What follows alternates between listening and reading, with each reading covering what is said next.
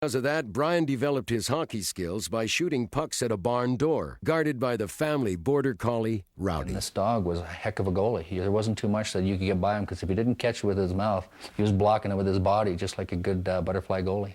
Rowdy lived to about the age of about 12, and you know, he's in dog heaven.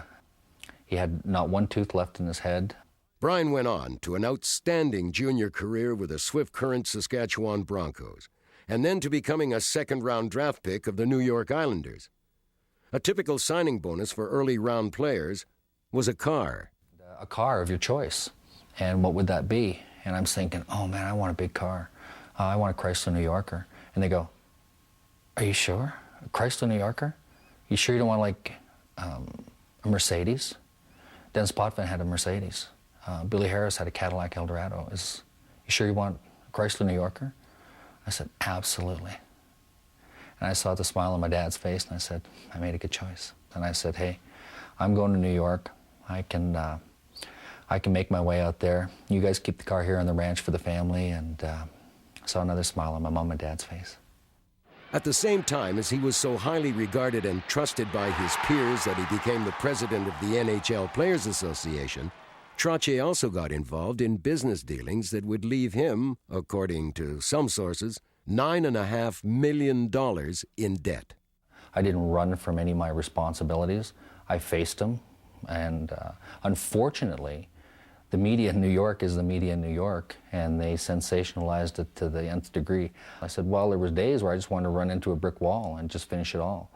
But never ever did I get to the point where I seriously contemplated, pedal to the metal. I felt great grief because of the whole thing and fell into depression because of it. So I went and found some help for that, and because of that, I think I'm a stronger person today.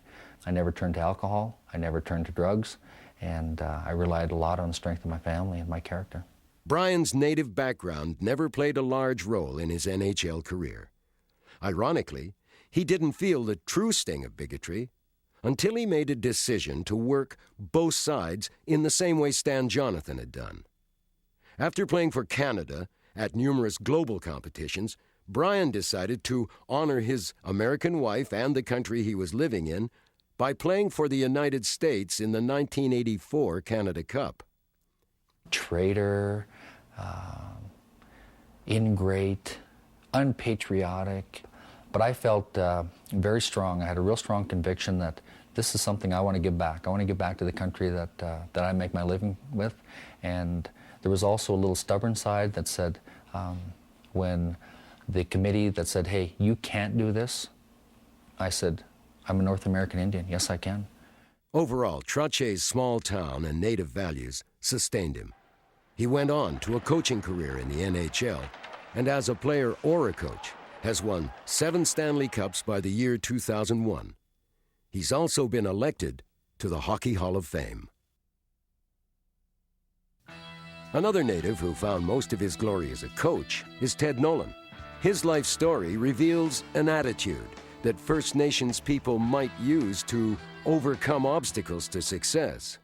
Growing up in Garden River is probably, probably one of the best times of my entire life, and we didn't have much. And when I tell people about my background, sometimes they say, well, geez, you didn't have any indoor plumbing, you didn't have any too much money. There was a lot of drinking and there's a lot of abuse once in a while. But far as you take that all away and you look at the good in people. I always remember that first experience playing hockey. But like I said, we didn't worry about what we didn't have. We concentrated on what we did have, and that's what we had, and that's what we worked with. So my brother and I went to the same team. And we were skating.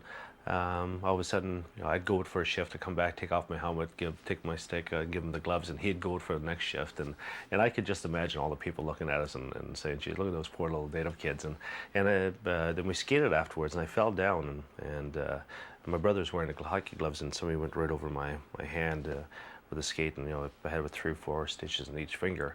But I had to wait for a car to pick me up for about, they dropped us off at 10 in the morning, they didn't come back to get us before 5 in the afternoon, so it was a long wait. But nobody really gave us a ride to the hospital and say, "Are you okay?" So at the age of 14, 15, I guess someone took notice, invited me to Sioux Greyhound Junior Camp. I went there, I didn't make the team. They sent me to Kenora, Ontario. Never seen anything like it. You know, people calling each other names on the street, and there was a lot of fighting. My first practice, I never fought in hockey. I always thought growing up I was the Bobby Orr and Wayne, Bobby Hall at the time, and I loved scoring goals and I loved playmaking. All of a sudden I go